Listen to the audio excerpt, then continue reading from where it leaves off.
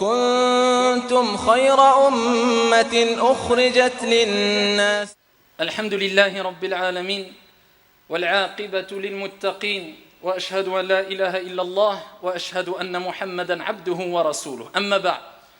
Mes chers frères et sœurs, vous l'avez compris, on a parlé d'une pratique, un acte d'adoration qui est simple, qui est facile, qui est fructueux, et avec cela, qui est beaucoup trop délaissé dans la communauté aujourd'hui, malheureusement, ma'al asaf. Ce n'est autre que cette pratique qui est le fait d'adorer ton Seigneur tabaraka wa ta'ala, de te rapprocher d'Allah jalla wa ala, d'être aimé par Allah subhanahu wa ta'ala, à travers le fait de dire astaghfirullah, tout simplement. Le fait de dire je te demande pardon, ô mon Seigneur, ô Allah. Le fait de demander pardon à Allah subhanahu wa ta'ala, c'est un acte d'adoration aimé par Allah jalla wa ala. Et Allah aime ceux qui lui demandent pardon. Wallahu yuhibbu at-tawwabin wa yuhibbu al-mutatahhirin. Allah jalla wa ala dit dans le Coran, et Allah aime ceux qui se repentent. Et at-tawwabin nous renvoie vers un shem, une racine qui nous rappelle l'augmentation. Ce n'est pas simplement de se repentir une fois ou deux fois, mais c'est de se repentir plusieurs fois, multiplier son repentir, et l'istighfar. Et c'est comme si Allah Jalla wa ala nous disait, eh bien même si tu commets plusieurs péchés, eh bien t'inquiète pas, eh bien tu peux toujours faire partie de ceux que j'aime, parce qu'Allah a dit j'aime ceux qui, c'est pas se rependre une fois ou deux fois, se rependre plusieurs fois. Donc celui qui se repent plusieurs fois, a fortiori il a commis plusieurs péchés. Donc même si tu as commis plusieurs péchés, eh bien tu as encore l'opportunité de te repentir plusieurs fois et de là d'être aimé par Allah subhanahu wa ta'ala. Wallahu yuhibbu at-tawwabin, ceux qui se repentent plusieurs fois. Et c'est pour ça que le prophète lui-même se repentait et demandait pardon à Allah tabaraka wa ta'ala plus de 100 fois par jour. Pourtant c'est qui? Ghufira lahu ma taqaddama min dhanbihi wa ma ta'akhkhar. Il lui a été pardonné les péchés passés et futurs. Avec cela, il augmente. Et pourquoi? Parce qu'Allah aime. C'est pas que tu dises une fois astaghfirullah. C'est pas que tu te repentes une seule fois. Mais c'est que tu le dises plusieurs fois. Quand tu marches, astaghfirullah, astaghfirullah, astaghfirullah. Quand tu conduis, quand tu te déplaces, avant de dormir, en te réveillant, en finissant la prière, dans ta prosternation, et ainsi de suite. Augmente al-istighfar. Une pratique énorme et fructueuse et à la portée de toutes et tous. Qui d'entre nous, même celui qui a des difficultés dans la prononciation des lettres arabes, qui d'entre nous ne peut pas dire astaghfirullah? Et au pire, eh bien nous rappelons comme Allah Jalla wa ala a dit dans le Saint-Coran que parmi ces signes divins, Allah subhanahu wa ta'ala, c'est la diversité de vos langues. C'est un signe d'Allah Azza wa Jal. Que un parle le comorien, que un parle le turc, que un parle le marocain, que un parle l'algérien, que un parle l'anglais. C'est parmi des signes divins. Cela est un bienfait d'Allah Jalla wa ala. Donc même si tu le dis en français, je te demande pardon à Allah, c'est bon. En camerounais, en turc, peu importe, c'est bon. Mais bien sûr, c'est préférable et mieux. Car ici, ce que renferme comme sens, eh bien, les termes utilisés en langue arabe sont plus riches. Et donc c'est pour ça qu'il est demandé à tout le monde d'augmenter al-istighfar. Et le terme al-istighfar, ayyuha al-ahibba, c'est le fait de dire astaghfirullah, c'est le fait de dire je demande pardon à Dieu. Et quand on parle de pardon, eh ben ça renvoie à un terme en arabe qui est al-maghfira. Et al-maghfira, ma'khouda, hadhihi al-kalima ma'khouda, elle est déclinée d'un autre terme qui est al-mighfar. Et al-mighfar, eh bien c'est alladhi yughatti bihi al-insan ala ra'sahu fi al-qital. C'est ce que mettait la personne sur sa tête lors du combat. Aujourd'hui, on dirait c'est un casque qui le permet, ou qui lui permettait, eh bien, de se protéger, de se prémunir. Et pourquoi ce terme est décliné du terme qui est al-mighfar, donc al-maghfira est décliné de ce terme al-mighfar, parce que la demande de pardon, le fait de demander pardon à Dieu, al-maghfira, eh bien, c'est une protection, c'est une préservation. De quoi? Pas des flèches, mais des péchés, et du châtiment éventuel divin d'Allah subhanahu wa ta'ala au jour de la résurrection. Donc à travers l'istighfar, tu te prémunis, tu te préserves des péchés et du châtiment d'Allah Jalla fi'ula au jour de la résurrection. Donc il est important de savoir que l'istighfar c'est une protection. Donc plus tu dis astaghfirullah, plus tu te protèges et tu te prémunis des péchés et du châtiment, ya Abdallah. Et bien sûr l'istighfar a de nombreux bienfaits. Et parmi ces bienfaits, eh bien, on peut citer un récit assez connu du grand ascète, du grand pieux prédécesseur Al-Hassan al-Basri, rahimahullah ta'ala, lorsque 3 hommes différents sont venus l'interroger. 3 personnes différentes sont venues l'interroger. Une première personne a dit, Ya Imam, il est venu lui poser une question. Il lui a dit, mon jardin, eh bien, est touché par la sécheresse. Que dois-je faire? Il lui dit, implore le pardon d'Allah tabaraka wa ta'ala. Dis, astaghfirullah. On a bien compris, pas qu'une fois, pas 2 fois. Mais plus tu vas l'augmenter, et plus cela te sera bénéfique. Et vous voyez, un terme qui nous paraît simple et court, mais renferme d'énormes trésors. Et ça, c'est la richesse de l'islam et la richesse aussi de la langue arabe. Eh bien, ici, il lui dit, eh bien, augmente le pardon, la demande de pardon à Allah tabaraka wa ta'ala. Dis, astaghfirullah. Khalas. Un deuxième est venu le voir. Il lui a dit, Ya Imam, je n'ai pas d'enfant. Il est touché par ce qu'on appelle aujourd'hui la stérilité. Je n'ai pas d'enfant. Que dois-je faire? Il lui dit, implore le pardon d'Allah Jalla wa ala. Augmente al-istighfar, le fait de dire astaghfirullah. Repends-toi auprès d'Allah Azza wa Jalla, demande pardon. Un troisième est venu le voir. Et lui a dit, Ya Imam, il dit, je suis touché par al-faqr, la pauvreté. Il lui a dit, implore le pardon d'Allah Azza wa Jalla. Demande pardon à Allah subhanahu wa ta'ala. Une personne qui était en présence de Al-Hassan al-Basri a dit, Ya Imam, comment cela se fait-il que aux 3 personnes qui sont venues avec 3 situations différentes, tu leur as donné la même et unique réponse? Eh bien, il lui a répondu tout simplement en disant, car je ne vais pas au-delà du Coran.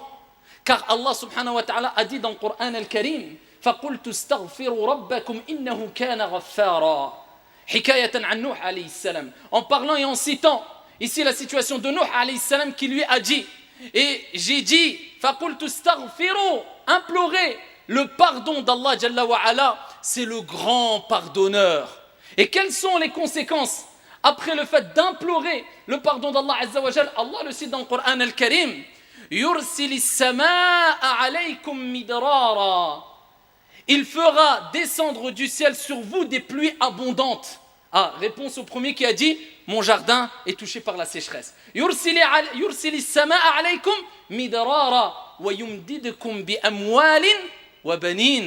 Et ensuite Allah Jalla wa ala dit, et il nous rappelle après l'istighfar, qu'est-ce qu'il y aura? Non seulement il y aura la pluie, et Allah tabaraka wa ta'ala vous comblera de biens, d'argent et de biens de façon générale, et d'enfants. Donc on a la réponse à celui qui a été touché par la pauvreté, les biens, et la réponse à celui qui lui a dit, Ya Imam, je n'ai pas d'enfant, touché par la stérilité. Et donc on voit ici que l'istighfar nous apporte, eh bien, la richesse, par la permission d'Allah Jalla wa ala, provoque eh bien le rizq, la subsistance venant d'Allah subhanahu wa ta'ala, les pluies abondantes, et te permet à toi, mon frère ou toi, ma soeur, si tu es touché par la stérilité, eh bien qu'Allah Jalla wa ala, s'il en décide ainsi, de par cette cause, eh bien Allah subhanahu wa ta'ala t'accordera sûrement un enfant par la cause de l'istighfar, si à la base tu étais stérile. Donc augmente l'istighfar sans jamais désespérer, et en comprenant le sens de l'istighfar. Et en méditant le sens de l'istighfar et savoir que tu demandes pardon à Dieu et que tu as en face de toi un Dieu miséricordieux qui pardonne et qui aime pardonner les péchés. Parmi les bienfaits et les bénéfices de l'istighfar aussi, on a un hadith. Je ne voulais pas citer tout à l'heure en langue arabe. Ici, c'est un hadith qui est jugé faible. Il est rapporté par Ibn Majah, il est rapporté par Abu Daoud, il est rapporté par l'imam Ahmad fi Musnadih, jugé faible par certains gens du hadith et bon par d'autres gens du hadith. Mais même si on prend en considération qu'il est jugé faible, ça ne veut pas dire qu'il est maoudou, ou bien qu'il est chèvre, qu'il est marginal, ou qu'il est faux, et en plus de cela, on parle des mérites. Donc il n'y a pas de mal de le citer. Le prophète alayhi salatu wa salam a dit, Man lazima al-istighfar. Man lazima, cela indique celui qui persévère. C'est pas simplement, et on revoit le principe d'augmenter, celui qui persévère dans l'istighfar. Il dit beaucoup astaghfirullah, il persévère. Man lazima, celui qui persévère dans l'istighfar, eh bien Allah subhanahu wa ta'ala, il va faire qu'il aura une issue favorable à chaque situation difficile. Ja'alahu Allahu li kulli dhiqin makhraja wa min kulli hammin faraja. Et à chaque problème, inquiétude, eh bien ici, une issue favorable, une délivrance. Wa razaqahu Allah min haythu la yahtasib. Et Allah subhanahu wa ta'ala lui donnera sa subsistance d'où il ne s'attend pas. Donc on voit ici à travers ce hadith que, à travers l'istighfar, Allah azza wa jal te délivre des difficultés. Allah subhanahu wa ta'ala, eh bien, ici fait disparaître les soucis et les tristesses, les angoisses que tu peux avoir. Et Allah tabaraka wa ta'ala t'accorde ta subsistance, ton risque, kama qala alayhi salatu wassalam, min haythu la yahtasib, d'où il ne s'attend même pas. Parmi les mérites encore de l'istighfar, eh bien, on a un hadith rapporté par Ibn Majah wa ghayru bi sanadin hasan, où le prophète alayhi afdalus salati wa askat taslima dit, eh bien, Allah subhanahu wa ta'ala fera monter de degrés l'homme al-abdu salih. Mais d'abord, c'était un homme vertueux à la base. Le paradis, c'est la marchandise d'Allah, et la marchandise d'Allah, elle est très chère. Donc, Allah Azza wa Jalla, non seulement il a fait que cette personne soit au paradis, mais il le fait augmenter de degrés. C'est un homme vertueux. Et cet homme vertueux, eh bien, interroge Allah Jalla wa Ala, Ya Rab, mais d'où me vient tout ça? Ah, qu'est-ce que j'ai fait pour atteindre ce degré-là? Allah le fait augmenter des degrés. Donc il dit, pourquoi? Il s'interroge. Allah subhanahu wa ta'ala, il dit, Bistighfari waladika laka. Par la cause de l'istighfar de ton fils pour toi. Un de tes enfants pieux pour toi. Et c'est là, encore une fois, qu'on voit l'importance d'avoir des enfants qui font dua pour toi. Parce que quand tu meurs, eh bien, si quelqu'un fait dua pour toi de façon générale, eh bien, incha'Allah ta'ala, ça sera accepté. Donc, il ne faut pas oublier les morts. Parce qu'on a tendance à oublier les morts. Parce que si on avait la même souffrance et tristesse au bout de 2 ans, 3 ans, 10 ans, quand une personne décédait que le premier jour, eh bien, peut-être qu'on deviendrait fou. Mais de par la miséricorde d'Allah, au bout de quelques jours, quelques semaines, quelques mois, eh bien, cette peine, cette tristesse, eh bien, ici, s'apaise et diminue. Mais, attention, il ne faut pas oublier les morts. Surtout tes parents, ton père, ta mère, ton grand-père, ta grand-mère, tes enfants, ton épouse, si c'est le cas, etc. La famille, ensuite les proches et les personnes vertueuses, etc. Il ne faut pas oublier, ici, nos morts dans nos invocations. Et particulièrement, si tu es un enfant et tu as ton père ou ta mère ou ton grand-père qui sont morts, rappelle-toi de ce texte, peut-être par la cause de tes duas pour ton père et la demande de pardon particulièrement. La demande de pardon. Le prophète alayhi salam, il a dit que Allah dira bistighfar waladika laka. Donc demande toujours, ya Allah, pardonne à mon père qui est décédé ou mon grand-père ou etc. ou à ton fils et peu importe. Donc demande beaucoup d'invocations, particulièrement si tu as des parents qui sont décédés. Maintenant le moment, et on pourra encore citer mais de façon brève, le moment al-waqt al-munasib qui convient et qui est adéquat pour pouvoir faire l'istighfar dans n'importe quel moment. Le prophète alayhi salatu wassalam évoquait Allah Jalla wa Ala dans toute situation. Donc n'importe quel moment, de matin comme de nuit, etc. Mais il y a des moments préférables ou alors qui sont encore meilleurs que d'autres plutôt, disons. Et parmi ces moments, il y a après la prière obligatoire. Le prophète alayhi salatu wassalam, quand il terminait cet acte d'adoration, cette ibada qui fait partie des plus grands actes d'adoration sur lequel on va rendre des comptes en premier au jour de la résurrection, cet acte d'adoration vers lequel allait se réfugier le prophète alayhi salatu wassalam quand il avait des soucis et des tristesses et des angoisses et de la peur. Wasta'inu bis-sabri was-salah. Allah azza wa jalla dit cherchez secours dans quoi? Dans la patience et as-salah. Cet acte d'adoration dont le prophète disait à Bilal, Ya Bilal, arihna biha. Le jour aujourd'hui où des gens disent, oh un tel ya fulan, arihna minha. Wala hawla wala quwwata illa billah. Indirectement ou directement. Parce que celui qui veut se débarrasser de la prière, c'est comme s'il disait, débarrasse-nous, apaise-nous en nous débarrassant de celle-ci. Mais celui qui a hâte de faire sa prière, et qui est mutma'in, apaisé pendant la prière, et qui est content et satisfait après la prière, c'est celui-là qui est considéré comme avoir fait vraiment et réellement la prière. Et bien quand il terminait la prière, le prophète il disait Astaghfirullah, Astaghfirullah, Astaghfirullah, thalathan, 3 reprises. À 3 reprises, il demandait pardon à Allah. Pourtant, il a fait un grand acte d'adoration. La preuve que même quand tu adores Allah tabaraka wa ta'ala, tu as encore besoin de demander pardon à Allah jalla wa ala, tellement que l'être humain a des manquements et est faible. Même quand il adore Allah tabaraka wa ta'ala, car les actes d'adoration ne correspondent pas réellement à la grandeur et à la majesté qu'Allah subhanahu wa ta'ala et l'adoration qu'Allah jalla wa ala mérite. C'est pour ça que le moins qu'on puisse faire, c'est d'adorer Allah jalla wa ala à travers les actes d'adoration qu'il nous a demandé. Et quand on termine, ne sois pas trop touché par al-ujb, le fait d'être trop fier de toi. Mais au contraire, rabaisse-toi et dis Astaghfirullah, Astaghfirullah, Astaghfirullah. Et ça nous rappelle qu'à chaque fois que tu termines un acte d'adoration, comme Allah l'a mentionné dans le Hajj pour quand il quitte les gens, le mont Arafat, etc.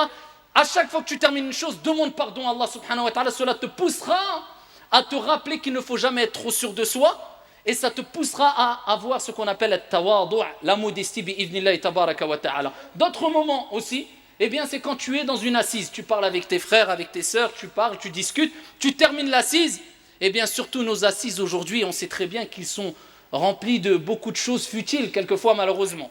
Et ala kulli hal, même si ce n'est pas des choses illicites, quelquefois ça peut être ici des choses qui sont futiles.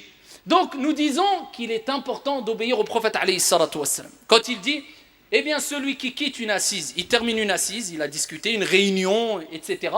Il dit, Subhanakallahumma wa bihamdik, gloire et pureté à Allah. Ashhadu an la ilaha illa ant, j'atteste qu'il n'y a de divinité digne d'être adorée si ce n'est toi. Ashhadu an la ilaha illa ant, astaghfiruka wa atubu ilayk. Je te demande pardon et je me repens à toi. Celui qui dit ça, quand il a terminé une assise ou une réunion, ghufira lah. Le prophète alayhi salatu wasallam dit que ses péchés lui sont pardonnés. Subhanakallahumma wa bihamdik, ashhadu an la ilaha illa ant, astaghfiruka wa atubu ilayk. Et parmi les choses à retenir aussi, c'est de quelle manière demander le pardon à Allah tabaraka wa ta'ala. Il y a plusieurs manières. La manière simple et efficace et complète aussi de dire astaghfirullah. Tout le monde peut le faire. Astaghfirullah. Tu peux rajouter astaghfirullah wa atubu ilayk ou bien wa atubu ilayk. Je te demande pardon et je me repens à toi. Il y a dans un autre hadith, le prophète alayhi salatu wassalam, nous a donné une indication concernant ici une manière de demander pardon. On peut la dire aussi et c'est très efficace bi'idhnillahi tabaraka wa ta'ala et c'est plus complet.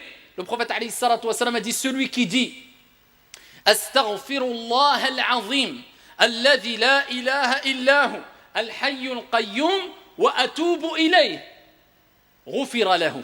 Celui qui dit cette invocation astaghfirullah al-azim, je demande pardon à Allah le grand, l'immense, alladhi la ilaha illahu, celui qui n'a aucun associé, la ilaha illahu, al-hayyul qayyum, le vivant, celui qui subsiste par lui-même, wa atubu ilay, et je me repens à lui, eh bien ses péchés sont pardonnés. Et parmi, et disons même, la meilleure formule, la formule maîtresse de la demande de pardon, eh bien on l'a déjà cité dans plusieurs prêches, c'est celle qui est appelée Sayyidul Istighfar. Donc c'est la formule maîtresse de pardon. Et le prophète alayhi salatu wassalam a dit, et cela je vous renvoie à Hisnul Muslim par exemple, citadelle du musulman ou autre, cela il est demandé de l'apprendre par cœur. Ce n'est pas obligatoire bien sûr, mais c'est fortement recommandé. Et tu perds gros si tu ne l'apprends pas. Et au début ne l'apprends pas par cœur. Lis-la, une fois le matin, une fois le soir. Au bout de 2 jours, 3 jours, allez, même si tu as du mal au niveau de la mémoire, au bout d'une semaine, 2 semaines, 3 semaines, tu vas la retenir par cœur. Allahumma anta rabbi, la ilaha illa ant. Le prophète il dit, celui qui dit ça, écoutez bien, Allahumma anta rabbi, la ilaha illa ant. Oh Allah, tu es mon Seigneur. La ilaha illa ant. Il n'y a de divinité autre que toi. Khalaqtani wa ana abduk. Tu m'as créé, je suis ton esclave, ton serviteur.